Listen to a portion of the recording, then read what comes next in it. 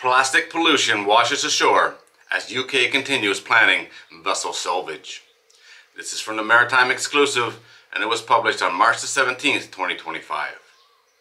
The first signs of pollution were reported by HM Coast Guard in the waters and washing ashore Sunday, March the 16th, following the container ship So Long hitting the anchored tanker Stena Immaculate. The Coast Guard is saying the pollution likely entered the water at the point of the collision on March the 10th, and that the retrieval operation has begun in the developing situation.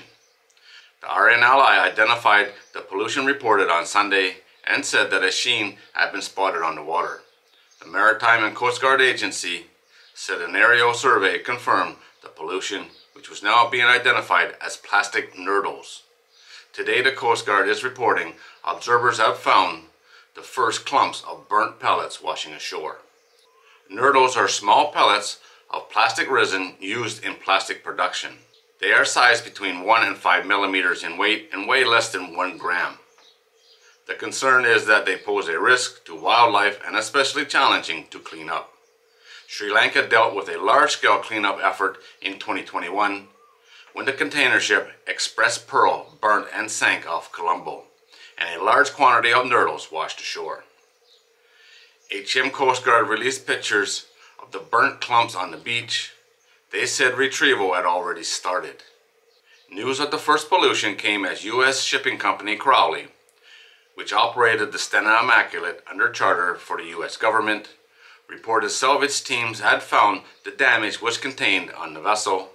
Smith Salvage is handling the job, and its teams reported that only 1 cargo tank and 1 ballast tank was breached when the vessel was hit. Crowley reports that there was a total of 220,000 barrels of Jet A1 fuel on board. They now believe that 17,515 barrels were lost in the fire or leaked after the vessel was hit.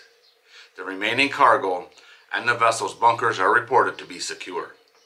The company is crediting the crew of the Stena Immaculate with heroic actions as the fires were beginning. It said the crew had the presence of mind to activate fire monitors to provide boundary cooling to the adjacent tanks. The companies have warned that the salvage operation will be complex and that it will require time. Plans are being developed for both vessels and being reviewed with the MCA. I remember when the Express Pearl burnt, that fire was insane. It burned for a long time, and then when she finally sank, those pearls were everywhere. It covered the entire coastline for kilometers. It was so deep in places they were shoveling it up. And how long it took to clean that up, I have no idea, because the stories just stopped. The news stopped covering it. But it was a mess. Hopefully the UK has nothing like that to deal with, because that was really, really bad. It shut down the fishery in the area for months, if not longer. Not good, that's for sure. Alright guys, there it is. As always, thanks for watching. I do appreciate it. If you're new here and you like these kind of videos, don't forget to subscribe before you leave, and I'll see you on the next one.